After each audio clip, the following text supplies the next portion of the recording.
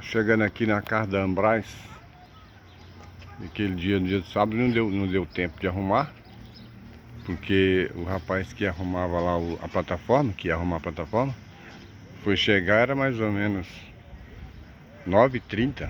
Aí dia de sábado só trabalha até meio-dia. Aí não deu tempo de arrumar a plataforma. Aí eu tô aqui na casa da Ambraz, ó.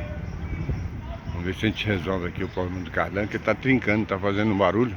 Na hora que você passa a marcha, ele tá trincando, o cardan tá fazendo barulho, né? Tá dando um estalo. Aí vamos ver o que tá acontecendo aqui.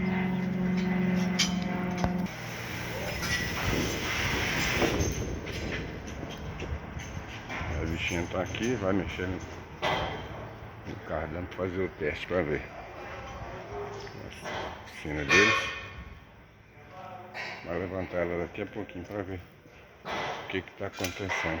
Ele fica sem confiança pra viajar, né? Olha o tamanhozinho desse pé de coisa que dá, olha só. Siriguela, né? Não, acho que é siriguela não, né? Aí é jambo? Não, jambo também não. Eu descobri o nome aqui, é o cajamanga.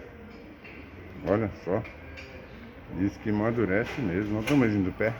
Pezinho aqui na loja aqui da casa da Ambraz.